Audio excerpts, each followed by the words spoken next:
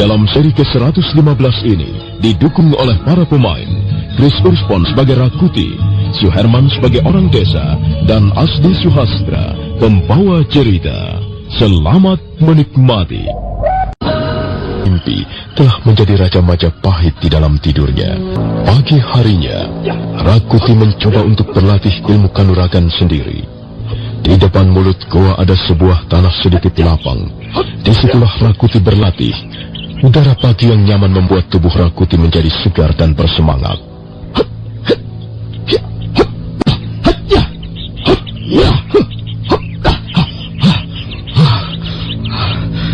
Aku tidak tahu apakah dengan berlatih sendiri aku akan memperoleh banyak kemajuan. Tapi aku tidak mempunyai cara yang lain. Sampai sekarang aku belum menemukan seorang guru yang kuanggap memenuhi syarat. Sayang sekali. Kalau saja aku sudah dapat menemukan guru, tentu aku tidak akan berlatih sendirian seperti ini. Aku akan berlatih di bawah bimbingan seorang guru yang mumpuni. Kembali Rakuti memainkan beberapa jurus yang sudah dikuasainya secara baik. Jurus-jurus itu dia peroleh dari almarhum orang tuanya sewaktu masih hidup. Jurus itulah yang membuat Rakuti mendapat julukan harimau jantan dari desa Ganding. Maka demikianlah, mulai hari itu Rakuti berlatih sendirian memperdalam ilmu kanuragan. Untuk sesaat lamanya dia melupakan kehadiran seorang guru. Dia terus berlatih sendiri. Dia menyepak ke sana kemari, menendang ke sana kemari, memukul dan memikul. Rakuti berlatih dengan penuh semangat tinggi.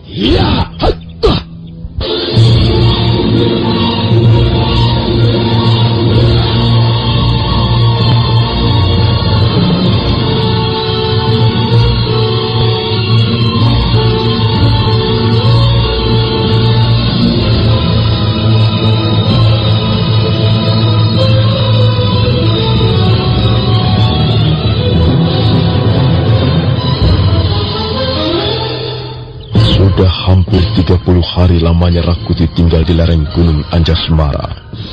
Dia berlatih sendirian saja.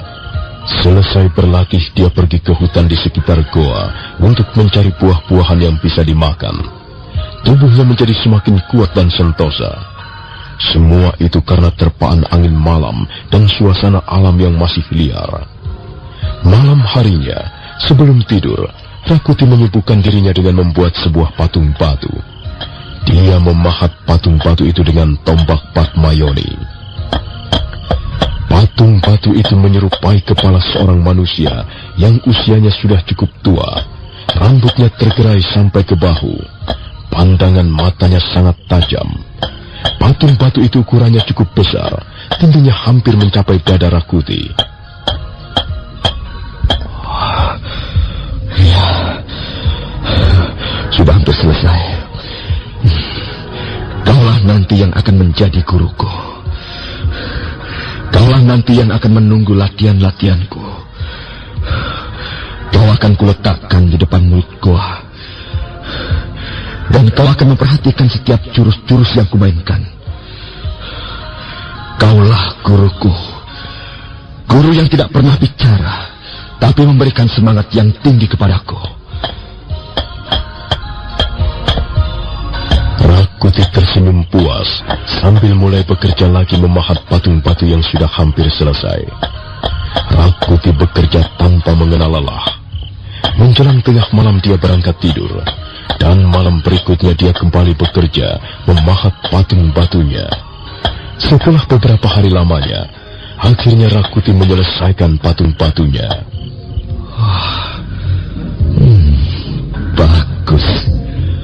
Bagus sekali. Sekarang selesailah pekerjaanku. Dan aku benar-benar sudah memperoleh seorang guru. Kau mau bukan menjadi guruku? Kau memang tidak perlu menjawab. Tapi aku tahu kau bersedia mengangkatku sebagai murid. Terima kasih. Terima kasih, guru. Aku percaya penuh kepadamu. Kaulah yang akan mengajariku daya-daya ilmu kesaktian. Kaulah yang akan mengubah hidup Rakuti. Kaulah yang akan menjadikan Rakuti seorang pendekar pilih tanding. Terima kasih. Terima kasih, Guru. Sekarang marilah. Bukan di sini tempat Guru. Marilah. Saya akan membawa Guru ke tempat di mana seharusnya Guru berada.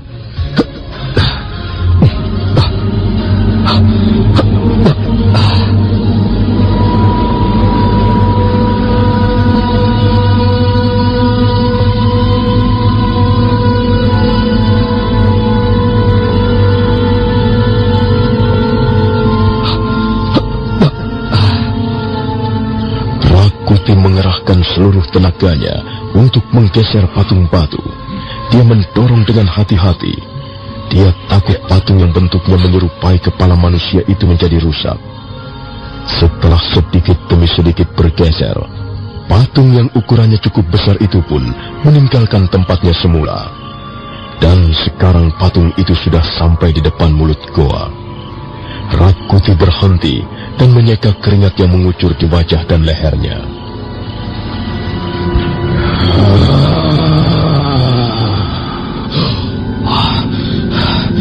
Cukup. Dia akan kutempatkan di sini. Sekaligus dia akan menjadi penunggu ruangan gua ini. Nah, Guru, duduklah di sini. Lihat dan perhatikanlah setiap kali aku berlatih kanuragan. Aku akan memainkan beberapa jurus di halaman gua ini. Guru sudi memperhatikannya, bukan? Lihatlah, Guru. Rakuti bergerak dengan lincah sekali. Kakinya menendang kiri kanan dan tangannya memikul serta mengikut. Kadang-kala dia bergulingan di atas tanah, bangkit kembali dan berjungkir balik di udara. Suatu saat dia seolah-olah menerkam bagaikan seekor Raja Wali. Dan pada saat lain, tangan kanannya mematuk bagaikan jurus-jurus ular berbisa. Setelah beberapa saat lamanya menari-nari di halaman goa, akhirnya Rakuti berhenti. Dia menghampiri patung batu dan berlutut di hadapannya. Ampun, Guru. Saya sudah memainkan 6 jurus di depan Guru. Saya sudah sangat hafal garis-garis jurus itu. Saya sudah sering kali mempergunakannya untuk melawan musuh-musuh. Bagaimana pendapat Guru? Oh, ampun, Guru. Jadi menurut pendapat Guru, gerakan saya masih terlihat lamban? Baiklah, saya akan berusaha memperbaikinya.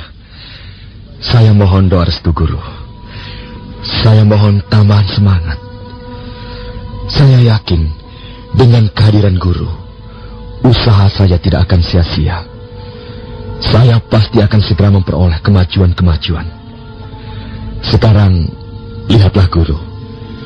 Saya akan bergerak lebih cepat. Saya akan bergerak secepat angin.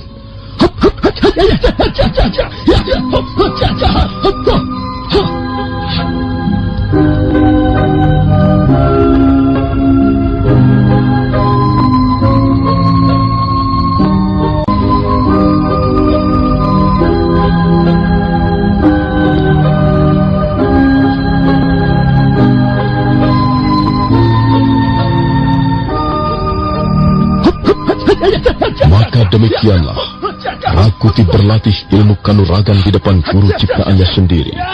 Dan guru itu berupa sebuah patung batu yang ukurannya cukup besar. Dengan tekun Rakuti berlatih setiap hari. Di sela-sela latihan, Rakuti nampak bercakap-cakap dengan patung batunya.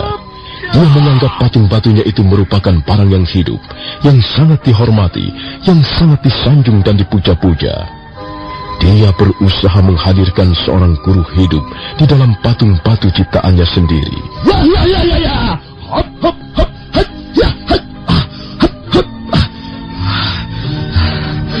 Bagaimana sekarang, Guru? Apakah saya sudah memperoleh kemajuan-kemajuan yang berarti? Terima kasih, Guru.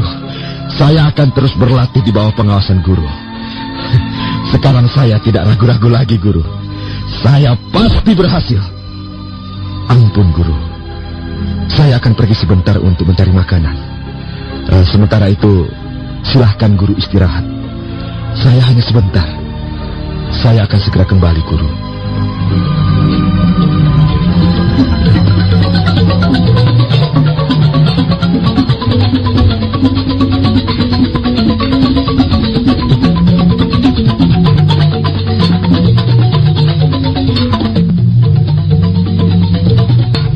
Rakuti berlari-lari kecil menyusuri semak belukar di belakang dinding goa. Dia masuk ke tengah-tengah hutan dan mencari buah-buahan yang sekiranya dapat dimakan. Setelah perutnya merasa cukup kenyang, Rakuti pergi mencari air minum. Dia menemukan sebuah sungai kecil yang airnya cukup bening. Rakuti membasahi kerongkongannya, mencuci kaki, tangan, wajah serta rambutnya yang kusut.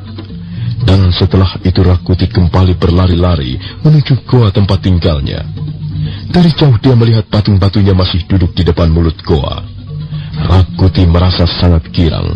Dia seperti benar-benar mempunyai seorang guru yang bersedia membimbingnya, menganggapnya sebagai murid kesayangannya. Guru, ampun guru, ampun. Kalau sekiranya guru terlalu lama menunggu, saya harus mencari air bersih untuk minum. Sekarang saya siap meneruskan latihan-latihan. Guru, apa yang terjadi guru?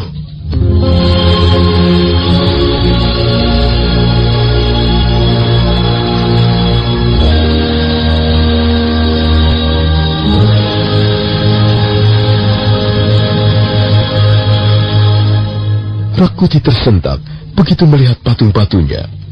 Matanya tak berkedip. Mendadak wajahnya berubah menjadi merah padam. Rakuti kelihatan sangat marah. Ya, bagaimana tidak?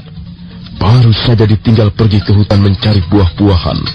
Dan pada saat kembali lagi, patung-batunya sudah tidak mempunyai daun telinga sebelah. Guru, siapa yang telah melakukan perbuatan ini?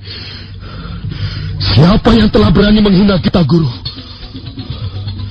Kurang ajar. Akan kubunuh orang itu. Kasihan kau, guru. Sekarang, guru tinggal mempunyai sebelah daun telinga. Ada tangan-tangan jahil yang telah memotong telinga guru. Ke barat, setan alas. Akan ku cari orang itu. Akan ku bunuh dia. Akan ku potong-potong tubuhnya. Siapa itu? Awas! Jangan lari! Jangan lari!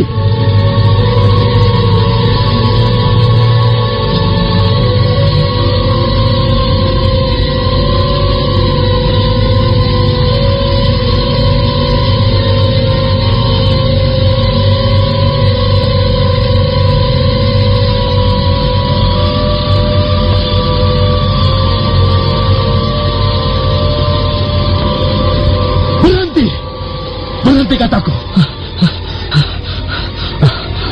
Maafkan saya, Tuan. Maafkan saya. Saya tidak bermaksud mengganggu Tuan. Kau? Bukankah kau perawat hutan yang kutemui beberapa waktu yang lalu di lereng bawah sana? Benar, Tuan. Benar. Dulu saya pernah memperingatkan Tuan agar jangan naik ke atas lereng. Saya seorang perawat hutan, Tuan. Lalu apa maksudmu mengintipku? Maaf, Tuan. Maaf. Saya tidak sengaja. Saya tersesat jalan, Tuan. Kau jangan berdusta. Kau pasti mempunyai maksud yang tidak baik kepadaku. Maaf, Tuan. Saya bersungguh-sungguh. Saya tersesat jalan, Tuan. Saya sedang mencari kayu bakar di hutan sebelah sana. Sebenarnya saya sudah ingin turun, Tuan. Saya lihat kabut tebal bergulung-gulung datang. Saya lari-lari, Tuan. Dan akhirnya saya tersesat. Saya benar-benar tidak sengaja mengintip Tuan. Aku tidak percaya pengakuanmu. Pasti kau yang telah memotong telinga guruku. Apa, Tuan? Saya memotong telinga guru Tuan? Jangan mungkir. Jangan berpura-pura. Atau kau ingin melihat tanganmu kupatah-patahkan? Tuan, aduh, ampun Tuan, ampun. Aduh, sakit Tuan, sakit.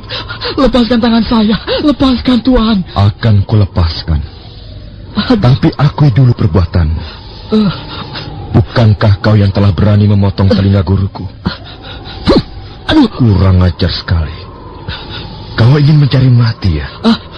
Kau ingin menantangku? Aduh, ampun Tuan, ampun. Saya Saya tidak mengerti apa yang Tuhan katakan. Saya merasa tidak berbuat apa-apa, Tuhan. Aduh. Saya hanya tersesat jalan, Tuhan, sehingga saya sampai ke tempat ini. Aku tidak percaya. Aduh. Ampun, Tuhan, ampun. Nanti patah tangan saya, Tuhan. Aduh. Kalau tangan saya patah, saya tidak bisa menjadi perambah hutan lagi. Saya tidak bisa bekerja lagi mencari kayu bakar, Tuhan. Ampun, Tuhan. Aduh. Ampuni saya, Tuhan. Lepaskan tangan saya. Aduh. Kalau kau masih juga tidak mau mengakui perbuatanmu, kau akan kubinasakan di tempat ini. Aduh. Saya harus mengakui bagaimana, Tuhan? Saya merasa benar-benar tidak berbuat sesuatu. Tuhan, aduh. Saya menyesal sekali. Mengapa saya tersesat sampai ke tempat ini? Aduh, ampun, Tuhan. Ampun. Saya benar-benar menyesal, Tuhan. Jadi kau masih keras kepala. Kau masih tidak mau mengakui perbuatanmu. Akui saja. Katakan cepat. Katakan bahwa kau yang telah memotong telinga guruku. Dan sekarang juga aku akan meremukkan tulang-tulangmu. Tuhan, ampun, Tuhan. Jangan, Tuhan. Janganlah tangan saya dipatahkan. Aduh. Bagaimana ini? Aduh, mengapa nasibku sial begini? Aduh, Tuhan, ampuni saya, Tuhan. Saya benar-benar tidak merasa berbuat sesuatu yang tidak baik kepada Tuhan. Aduh, saya tidak bermaksud mengganggu Tuhan. Sungguh, Tuhan. Sungguh mati, Tuhan. Untuk apa saya berbohong, Tuhan? Tak ada gunanya saya berdusta. Saya hanyalah seorang perambah hutan, Tuhan. Sekalipun Tuhan benar-benar ingin mematahkan tangan-tangan saya, bagaimana caranya saya mengakui perbuatan yang tidak pernah saya lakukan, Tuhan? Kalau begitu, lebih baik kau mampu saja. Tuhan. Aku akan membunuhmu sekarang juga. Tuhan.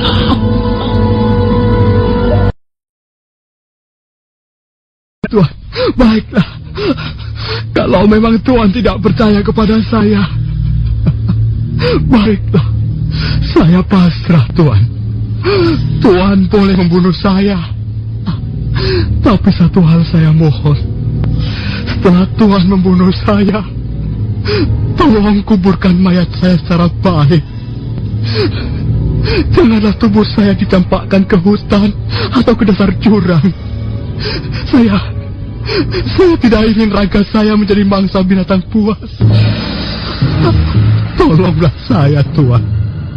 Tolong, Tuhan. Penuhi permohonan saya ini. Rakuti tertegun sesaat mendengar perkataan laki-laki setengah tua itu. Dia menjadi ragu-ragu sekarang.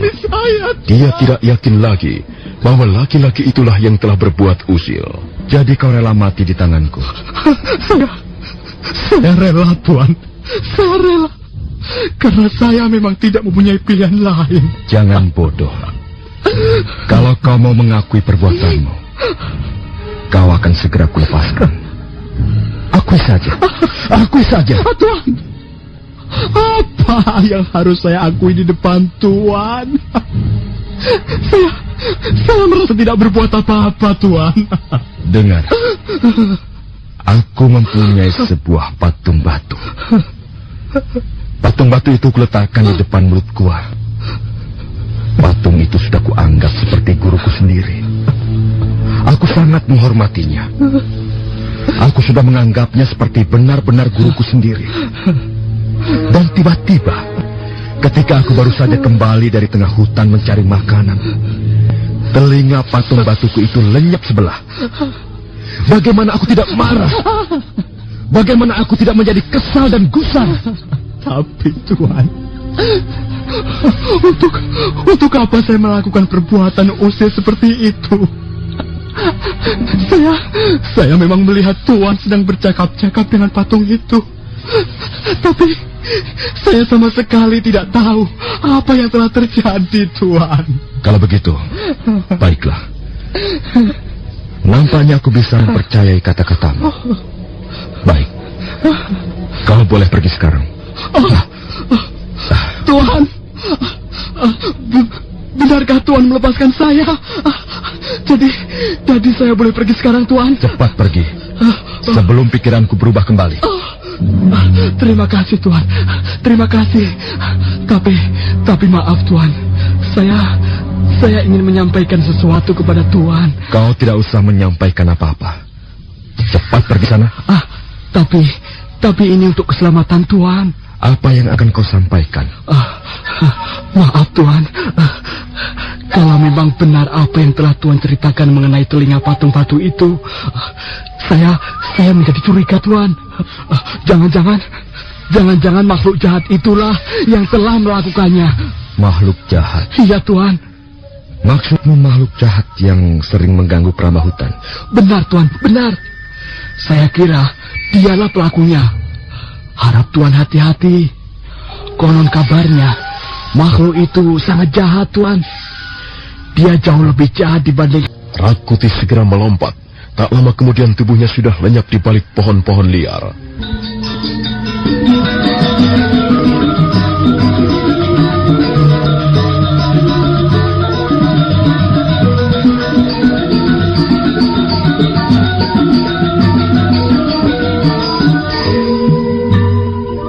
Rakuti benar-benar merasa geram karena ada tangan-tangan jahil yang datang mengganggunya.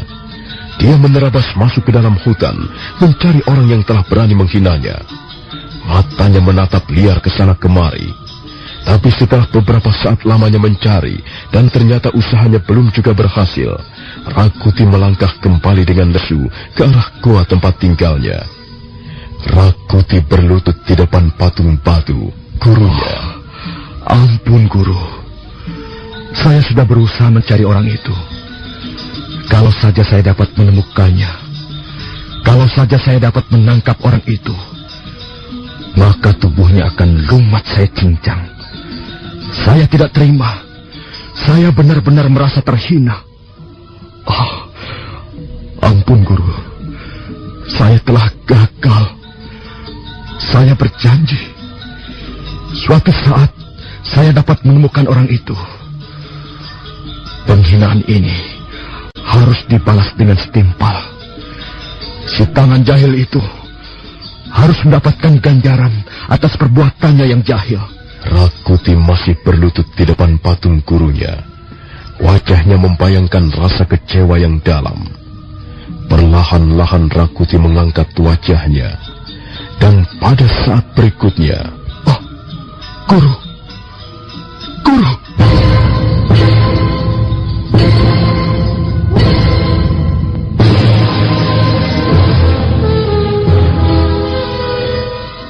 Kembali Rakuti tersentak. Bibirnya gemetar, tapi tidak mampu mengeluarkan sepatah kata pun. Lidahnya hanya mampu mendesiskan kata guru. Wajahnya merah padam. Matanya bernyala-nyala dibakar api amarah. Dan matanya tidak lepas memandang patung batu yang sekarang sama sekali tidak mempunyai telinga. Guru! Guru! Guru! Kasihan kau, Guru. Maafkan aku. Maafkan. Karena aku telah lengah menjagamu. Keparat. Aku harus bisa menangkap penjahat itu. Aku tidak terima melihat penghinaan ini. Guru. Jangan khawatir, Guru. Aku berjanji akan meremukkan kepala orang itu. Guru, hatimu pasti sakit sekali. Demikian pula hatiku. Hati kita benar-benar terluka oleh si tangan jahil. Apa maksudnya?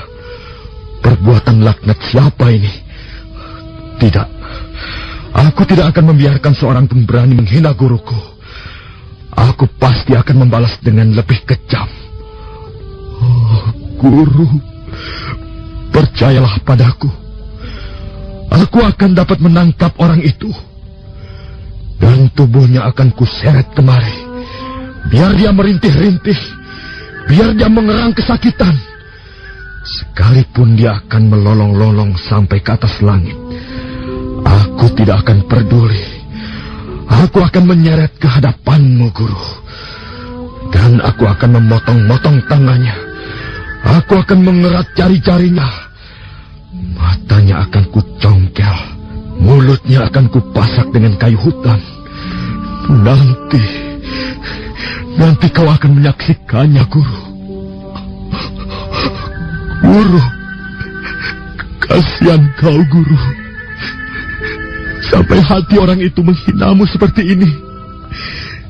Sampai hati dia membuatmu cacat seperti ini.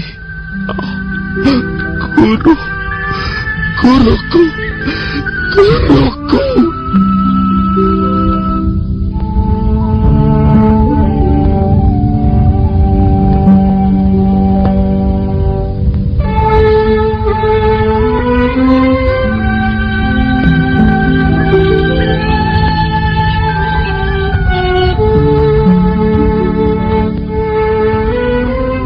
Semula Rakuti bermaksud kembali mencari si tangan jahil, tapi dia segera mengurungkan niatnya karena malam tiba.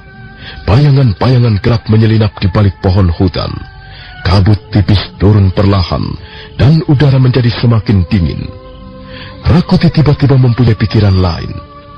Malam itu dia sengaja tidak akan tidur. Dia akan mengintai. Dia akan berjaga-jaga. Dia benar-benar ingin meringkus si tangan jahil. Sudah sebulan lebih aku tinggal di tempat ini. Apakah aku memperoleh kemajuan? Apakah akhirnya aku akan berhasil meningkatkan kemampuanku dalam hal ulah kanuragan? Kalau aku sampai tidak berhasil, aku tidak akan turun ke sana, berkumpul kembali bersama manusia lain.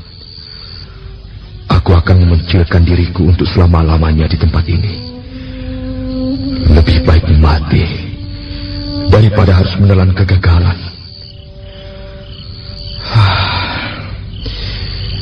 Siapa orang yang telah berani berbuat jahil kepadaku? Setan jahanam. Dia pasti bermaksud mengejek aku, menghina aku. Apa tujuannya kalau bukan untuk menghina dan mengejek? Berani sekali dia memotong telinga guruku. Itu sama halnya dia berani memotong leher Rakuti. Ya, siapapun dia orangnya, pasti dia mempunyai sesuatu yang dibangga-banggakan. Ada dua kemungkinan. Dia orang gila, atau dia orang yang mempunyai ilmu cukup tinggi. Aku mendengar suara langkah-langkah manusia. Pasti dia yang datang. Akan kusergap orang itu. Akan kuringkus dan kuseret ke depan guru.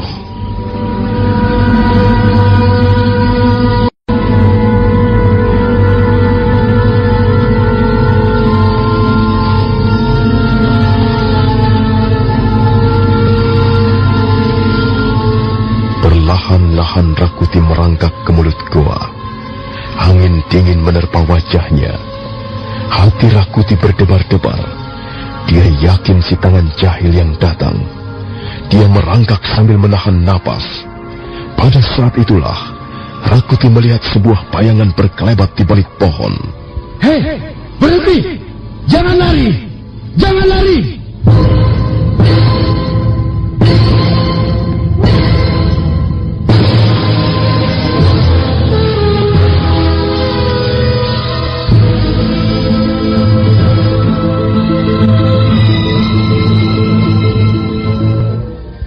Nah, apa katamu sekarang?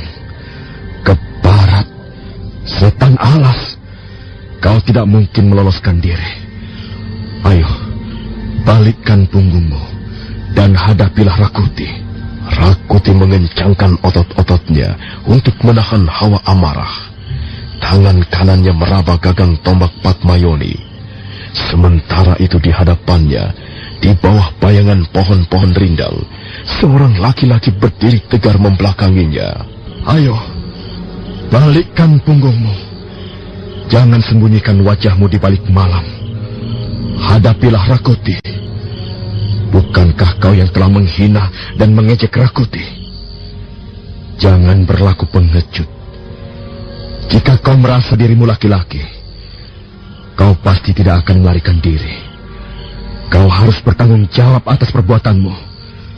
Kau sudah berani menghinaku. Kau sudah berani menghina guruku.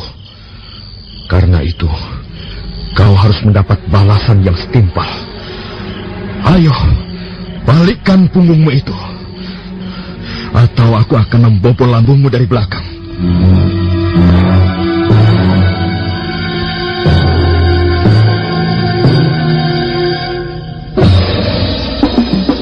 Tiba-tiba laki-laki yang berdiri di hadapan Rakuti membalikkan punggungnya perlahan-lahan.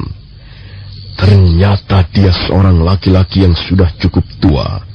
Rambutnya panjang sampai ke bahunya. Dadanya bidang. Samar-samar Rakuti dapat melihat pakaian yang dikenakannya. Laki-laki itu telanjang dada, sementara bagian tubuhnya yang lain tertutup akar-akaran dan kulit-kulit kayu hutan.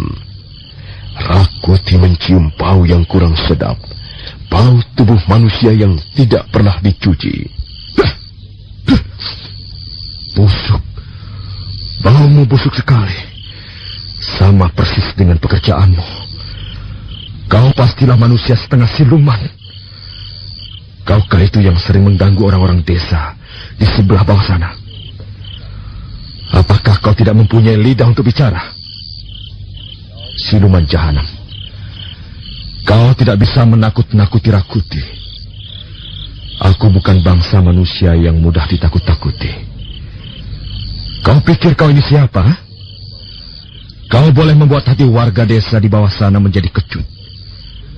Kau boleh menakut-nakuti mereka dengan lagat dan gayamu yang memuakkan. Tapi jangan kau lakukan hal itu terhadap Rakuti. Kurang ajar! Mengapa kau hanya berdiri di situ?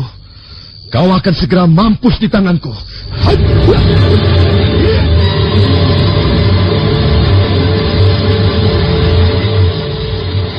Hei, jangan lari! Awas! Jangan lari kataku! Dasar makhluk jahanam, laki-laki pengecut! Ternyata kau tidak berani menghadapiku. Kau pastilah orang sinting yang tidak mempunyai masa depan. Aku gagal menangkap orang itu. Mengapa dia sama sekali tidak membalas waktu ku serang? Tapi aku dapat menangkap kelincahan gerakannya. Siapa orang itu? Mengapa aku harus bertemu dengan orang-orang aneh? Belum lama aku bertemu dengan perwujudan Resi Mahalalita. Sekarang aku bertemu dengan siapa lagi? Sungguh sulit menemukan seorang guru. Rupanya aku memang masih harus sabar menunggu. Orang itu pasti tidak akan tinggal diam. Dia pasti akan terus mengincar dan mengintipku. Apalagi yang akan dilakukannya? Mungkinkah dia bermaksud membunuh aku? Perlahan-lahan Rakuti meninggalkan hutan, dan dia berjalan kembali ke goa tempat tinggalnya. Selama berjalan, Rakuti masih terus memikirkan siapa laki-laki yang bertangan usil. Rakuti terus melangkah dengan gontai. Mendadak dia terkejut begitu sudah mendekati mulut goa. Dia melihat patung-batunya, benda yang selama ini dianggap sebagai gurunya, telah lenyap.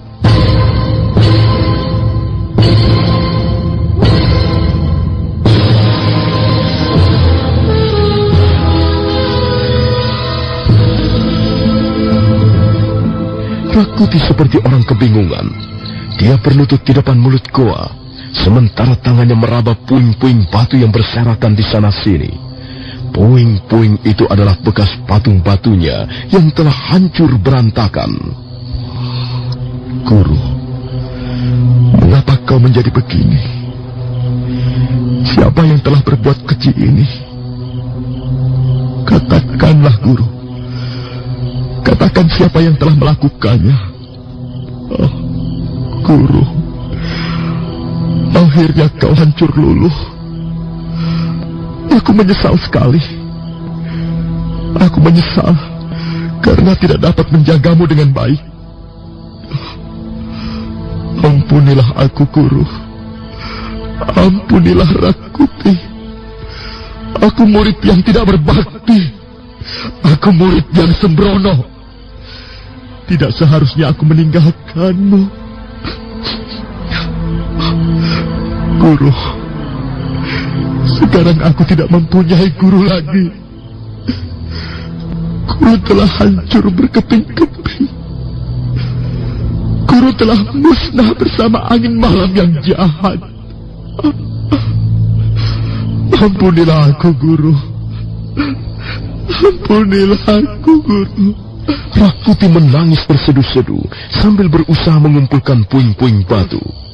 Setelah puas menyatakan rasa kesedihannya, perlahan-lahan Rakuti merangkak ke dalam goa. Dia menyandarkan tubuhnya yang lemah lunglai pada dinding goa. Malam terus merambat perlahan-lahan. Rakuti memejamkan matanya. Dia berusaha melupakan peristiwa-peristiwa pahit yang telah menimpa dirinya.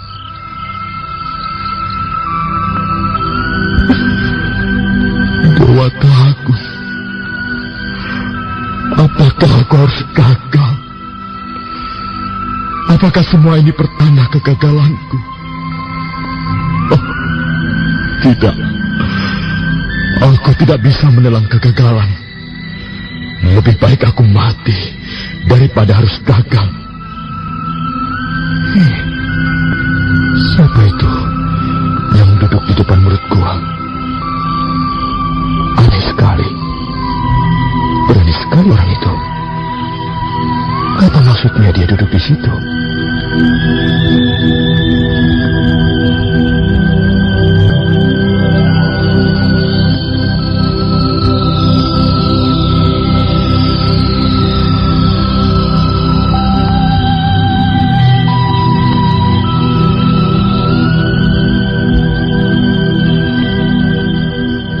Rakuti berusaha melebarkan bola matanya untuk menembus keremangan cahaya malam. Samar-samar dia dapat melihat seorang laki-laki duduk dengan tenangnya di depan mulut goa, di tempat patung-patungnya biasa diletakkan. Hati Rakuti... Pasti dialah orangnya. Dialah si tangan usil itu. Awas kau. Sekarang juga Rakuti akan menamatkan riwayatmu. Riwayat siluman jahat. Jarak Rakuti semakin dekat dengan sosok tubuh itu. Ketika jarak itu sudah semakin dekat lagi, dan Rakuti berpendapat jarak itu cukup untuk melakukan serangan maut, Rakuti berdiri. Mampus kau siluman jahanam! Ya!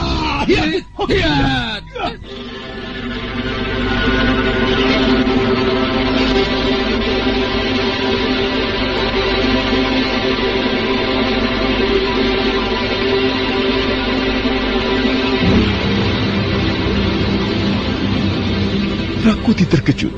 Dia sama sekali tidak menduga akan mendapat tangkisan begitu dahsyat. Semula dia sudah yakin akan dengan mudah merobohkan lawannya. Tapi pada saat dia menyergap, lawannya yang seolah-olah mempunyai mata di bagian punggungnya menangkis dengan sigap. Tubuh Rakuti terpental jatuh, bergulingan di atas tanah. Nampaknya kau cukup waspada. Bagus sekali. Tapi pertarungan baru saja dimulai. Kau akan segera melihat serangan-seranganku berikutnya. Buka matamu lebar-lebar. Dan lihatlah.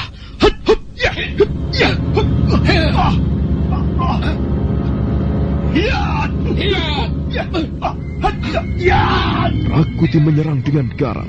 Dia melompat sambil mengepalkan tangannya. Tapi aneh sekali. Laki-laki tua yang berpakaian ala kadarnya dan bertelanjang dada menyambut serangannya tanpa bergerak sedikit pun. Dia melayani setiap serangan Rakuti dengan duduk bersila. Rakuti merasa diremehkan. Karena itu dia menyerang lebih gencar.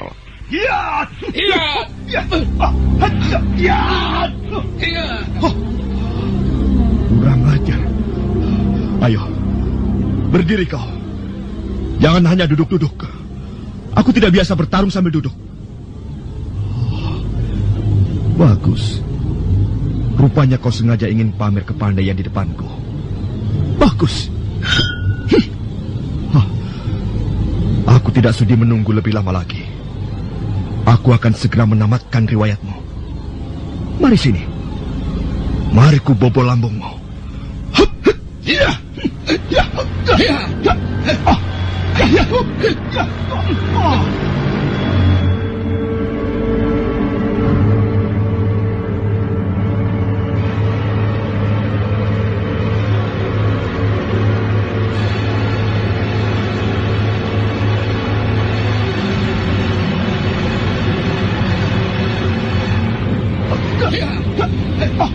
Kali ini Rakuti menyerang dengan tombak Patmayoni kebanggaannya.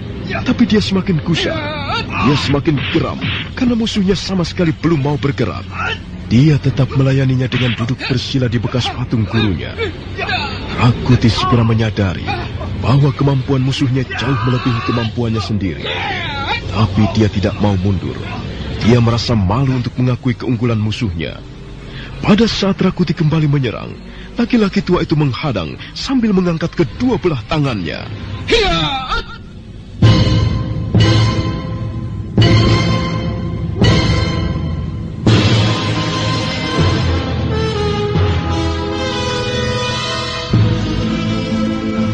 Rakuti merasakan tubuhnya didorong dengan hebat ke belakang dan dibanting ke semak belukar. Dia buru-buru bangun kembali dan merasakan dadanya sedikit sesak.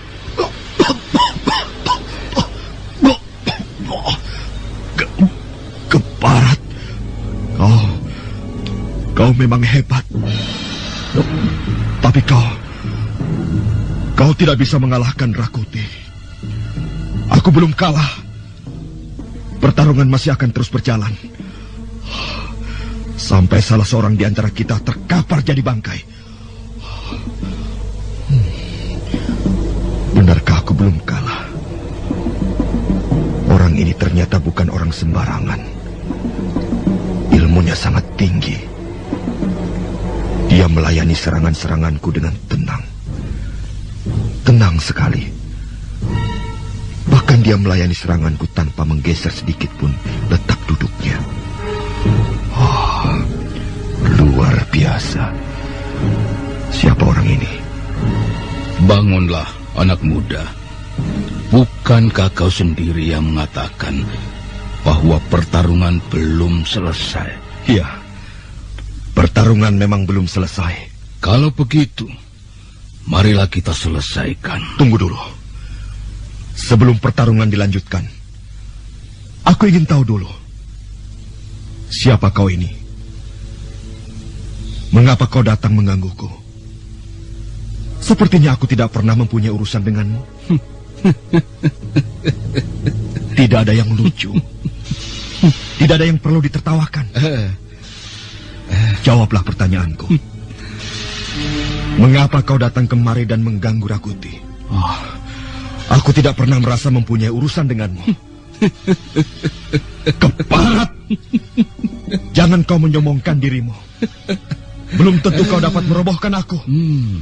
Apa yang kau tertawakan? Apakah ada yang lucu?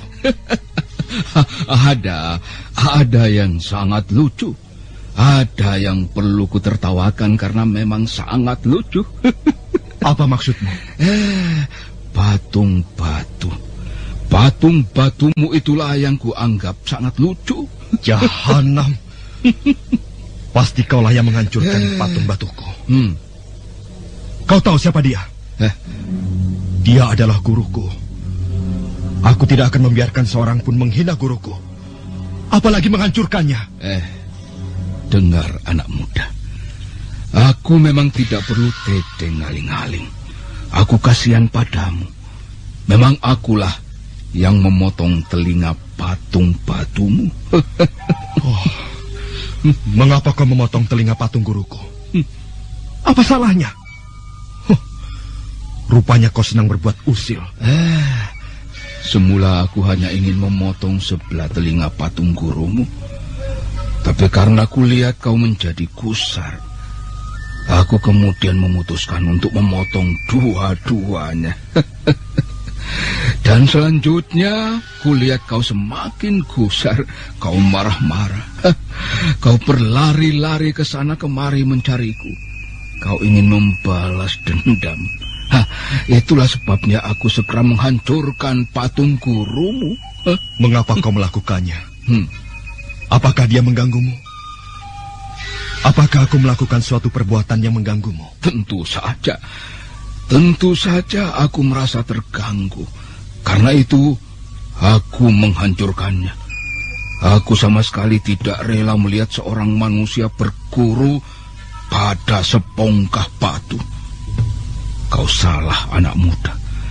Kau salah memilih guru. Kau tidak bisa menciptakan guru untukmu sendiri. Guru ciptaan hanyalah akan membuatmu bermimpi sepanjang hari. Persetan dengan omonganmu. Aku tidak butuh mendengar pendapatmu. Bagus. Sekarang apa yang kau inginkan? Inilah yang kuinginkan. Membinasakanmu.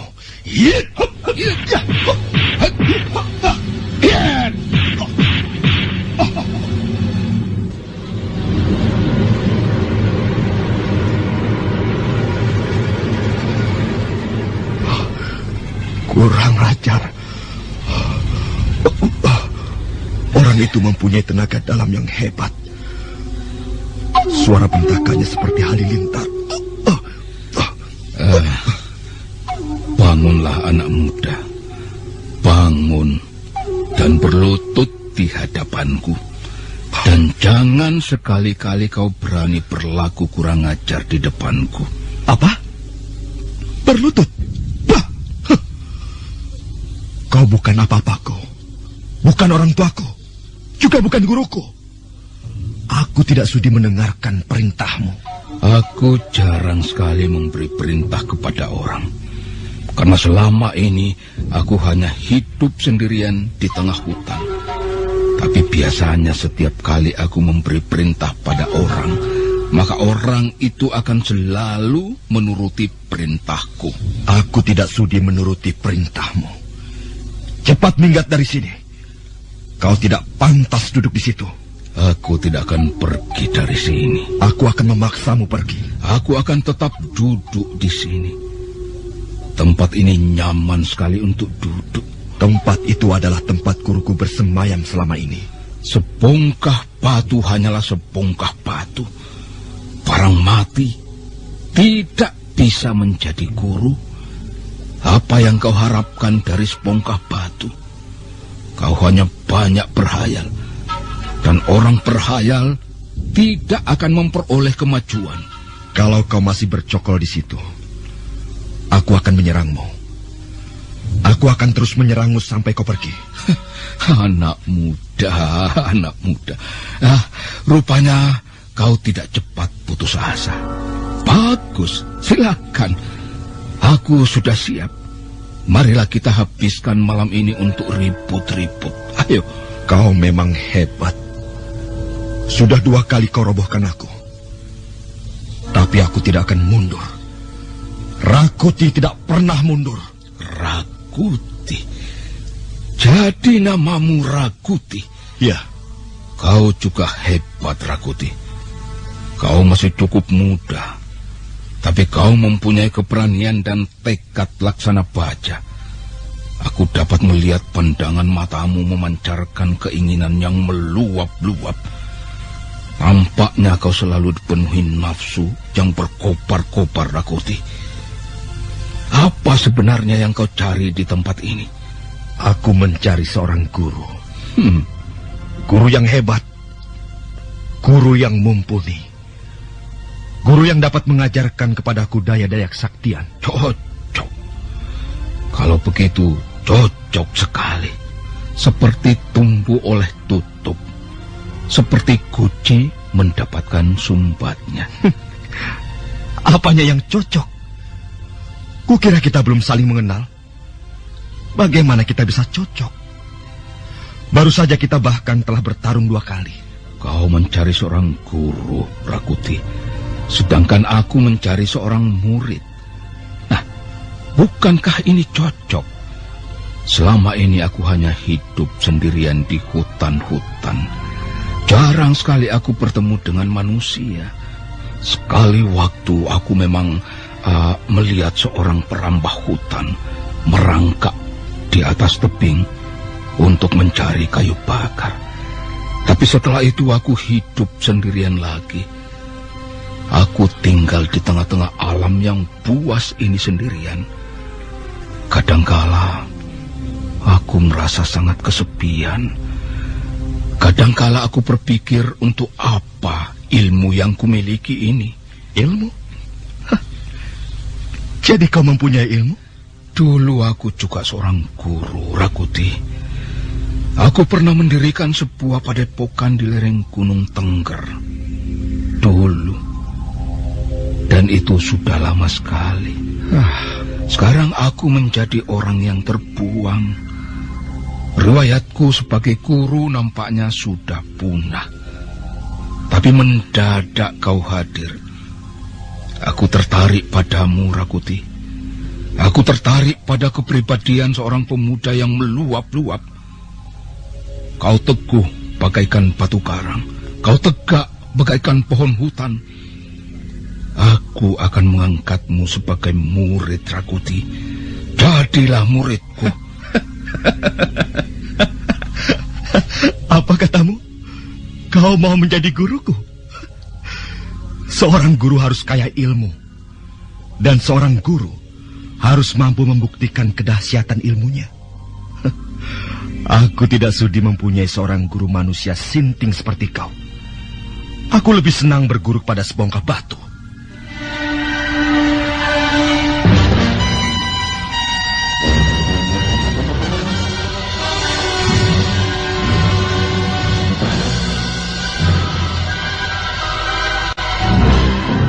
Tiba-tiba laki-laki tua yang berpakaian setengah telanjang itu tersentak. Mulutnya mendesis bagaikan seekor ular mengintai mangsa. Perlahan-lahan dia bangkit. Wajahnya tegang. Bola matanya memancarkan api. Rakuti mundur setapak. Dan laki-laki tua itu menuding ke wajahnya. Rakuti, berani sekali kau berlaku sombong di depanku. Kau belum tahu siapa aku. Kupikir kau hanyalah seorang laki-laki tua sinting yang terpaksa menyingkir ke tengah-tengah hutan. Kesombonganmu itu harus segera dipatah-patahkan. Kecongkakanmu harus dihancur leburkan. Sifat tinggi hatimu harus dibongkar. Dan akulah yang akan membongkarnya. Lihat, Rakuti. Jangan kau tutup matamu. Lihatlah apa yang kulakukan. Sombong sekali kau. Kau pikir aku senang menjadi gurumu? Aku hanya kasihan padamu, Rakuti. Aku tahu kau sedang mendapat kesulitan di dalam hidupmu. Aku bermaksud menolongmu. Aku bermaksud mengangkatmu dari tempat yang penuh kesia-siaan. Lihat, Rakuti. Laki-laki tua berjenggot tipis itu mundur selangkah. Tiba-tiba tubuhnya bergetar dengan hebat. Laki-laki tua itu menggosok-gosokkan tangannya, dan dari sela-sela jari-jarinya mengepul asap berwarna putih. Asap itu segera lenyap bersama angin malam. Tiba-tiba Rakuti melihat telapak tangan kanan laki-laki tua berwarna kemerah-merahan. Mata orang itu juga seperti memancarkan bara api. Rambutnya berdiri, dan mulutnya laksana sebuah tungku api yang bernyala-nyala. Dan api itu mencilat-cilat keluar tatkala dia berbicara dengan tegang. Rakuti, apa yang kau bangga-banggakan sehingga kau berani menghina aku? Lihat, Rakuti, dengan telapak tangan kananku ini, negeri Majapahit dapat ku bumi hanguskan. Tanganku dapat membakar segala-galanya. Tanganku dapat menghanguskan benteng kota Raja Majapahit. Tanganku dapat membakar singgasana Jaya Negara. tanganku dapat membakar apa saja yang hidup di kolong langit ini. Kau ingin lihat buktinya, Rakuti? Jangan pejamkan matamu. Lihatlah buktinya.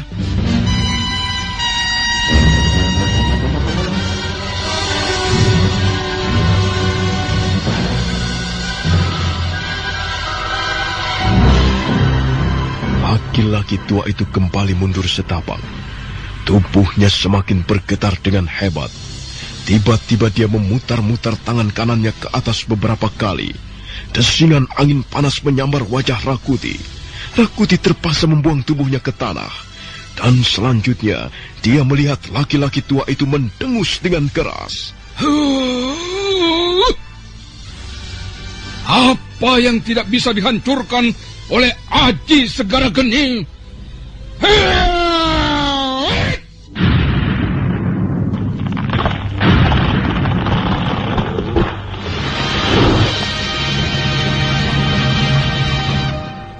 Rakuti terperanjat setengah mati. Dia melihat peristiwa itu berlangsung sangat cepat di depan matanya. Tiba-tiba saja, laki-laki tua itu menghantam sebuah pohon besar. Terdengar ledakan hebat, dan pohon itu pun roboh terbakar. Rakuti buru-buru mencengkram tombak Patmayoni ketika melihat laki-laki tua itu berpaling kepadanya. Nah, Rakuti, kau sudah melihat buktinya. Sekarang tiba giliranmu. Bangunlah, Rakuti. Bangun. Aku akan membuat tubuhmu menjadi arang. Orang tua itu melangkah perlahan-lahan mendekati Rakuti. Rakuti buru-buru bangun. Dia mundur beberapa langkah sambil terus mencengkram tombak Patmayoni. Tunggu dulu. Kau takut? Kau gentar? Kau hanya berusaha menakut-nakuti aku, bukan? Hah? Tapi aku tidak pernah takut melihat tontonan sihir. Bagus. Kau akan segera tahu bahwa apa yang kuperlihatkan bukanlah sihir. Ayo, Rakuti. Keluarkan semua kepandaianmu. Tumpah di gurumu. Oh, tidak. Maafkan aku. Aku tidak akan berani menghinamu lagi. Kau pantas menjadi guruku. Aku tidak sudi menjadi gurumu. Lihat.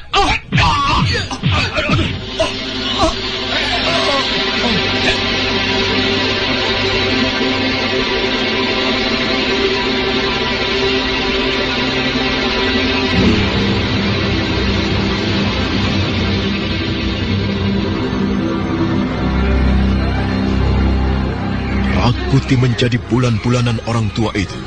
Dia ditendang ke sana kemari, ditendang dan dipukul. Akhirnya Rakuti jatuh tak sadarkan diri lagi. Pipinya bengkak dan mulutnya berdarah. Sementara itu malam terus mengalir perlahan-lahan. Angin pegunungan menerpa wajah Rakuti. Dan Rakuti mulai bergerak-gerak. Ketika sadar dia merasakan seluruh tubuhnya sakit. Dia merasakan tulang-tulangnya seperti remuk. Rakuti berusaha untuk bangkit. Dia melihat laki-laki tua itu duduk bersila di tempat semula, di depan mulut goa, di mana dia pernah meletakkan patung gurunya. Oh, kau masih hidup rupanya. Sakit semua seluruh tubuhku. Kau pikir kau ini hebat, Rakuti? Ternyata kau hanya seorang pemuda besar laga. Sesumbarmu sampai menyentuh ujung langit. Tapi nyatanya kau seorang pemuda yang bobrok dan sudah mulai putus asa. Kau tidak ada artinya di depanku, Rakuti. Iya, aku memang tidak ada artinya. Aku pemuda yang tidak berharga. Aku pantas dibunuh.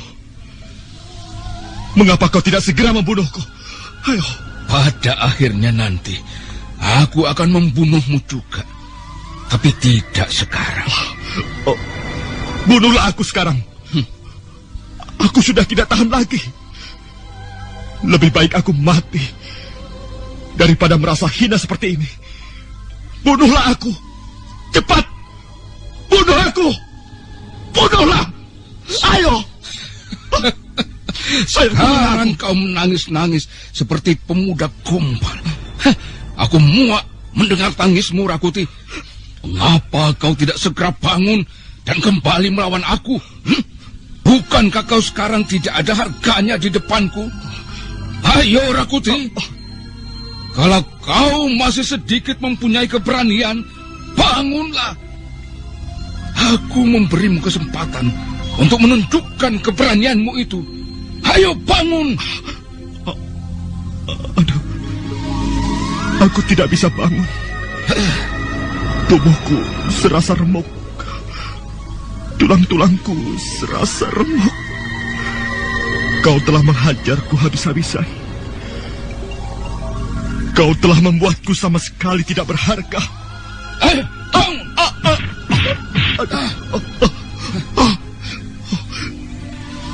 Jangan kau hina aku seperti ini. Bukankah aku sudah menyerah? Mengapa kau masih terus menghinaku? Ayo bangun. Ampun, aduh. Jangan lagi kau sakiti aku. Aku sudah tidak tahan. Bagaimana aku bisa bangun? Tulang-tulangku serasa remuk. Aku bahkan hampir tidak bisa menggerakkan kakiku. Tangan-tanganku seperti patah. Leherku seperti patah. Jadi kau tidak mau bangun? Kau ingin aku memaksamu supaya bangun? Bagaimana aku bisa bangun? Lihatlah, aku sudah remuk seperti ini. Aku tidak bisa bangun. Aku tidak kuat bangun lagi. Tolonglah aku.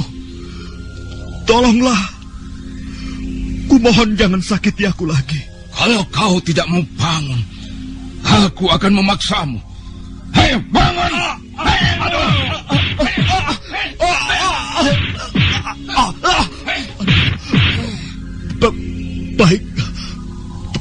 Baiklah, aku akan bangun. Aku akan berusaha bangun. Aku akan menuruti perintahmu. Tapi jangan sakiti lagi aku.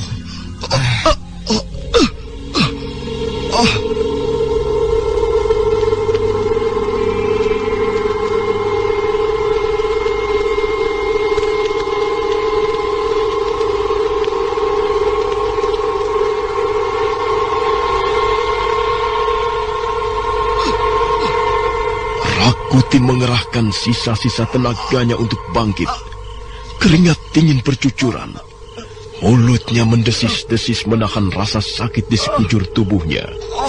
Tapi Rakuti masih mempunyai sedikit semangat. Dia terus berusaha untuk bangun. Perlahan-lahan dia bangkit. Dia berdiri dengan goyang.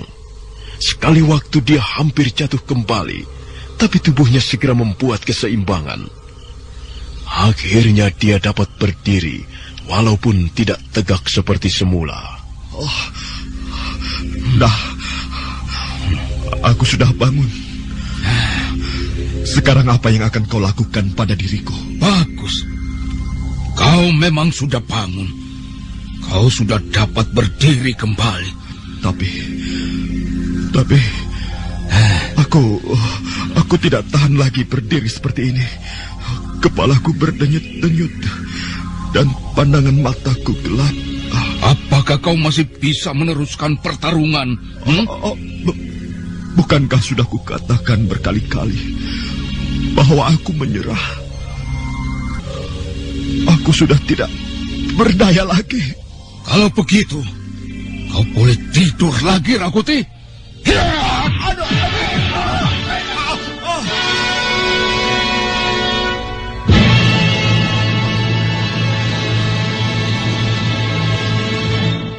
Rakuti kembali roboh, dan kali ini dia roboh untuk tidak berkutik lagi.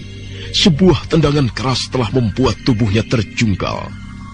Rakuti tidak dapat merasakan apa-apa lagi kecuali melihat kegelapan. Kegelapan yang sangat pekat. Dia sadar kembali pagi harinya ketika cahaya matahari mulai menembus sela-sela dedaunan. Cahaya matahari menyiram wajahnya dengan hangat. Rakuti perlahan-lahan membuka matanya. Suasana sangat sepi. Hanya angin pegunungan gemersik terdengar menerpa pucuk-pucuk daun. Kabut tipis masih melayang-layang rendah, membentur dinding-dinding lereng.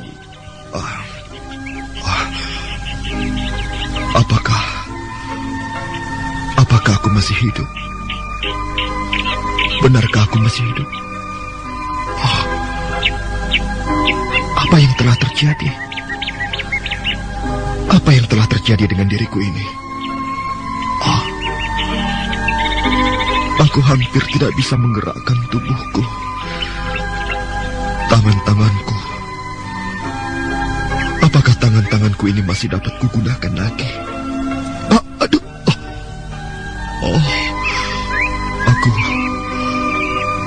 Aku benar-benar sudah hancur. Laki-laki tua itu benar-benar telah menghancurkan hidupku.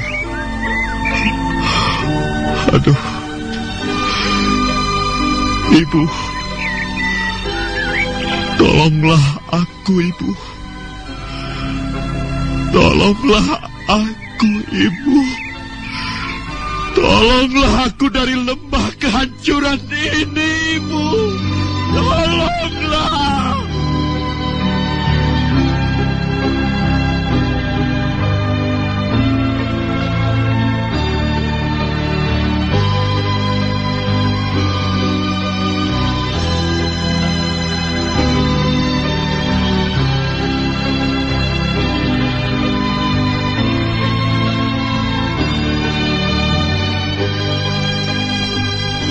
Tiba-tiba Rakuti teringat ibunya.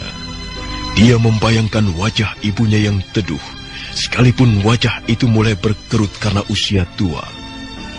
Rakuti dapat melihat kedamaian di wajah itu, dan dia pun menangis terseduh-seduh.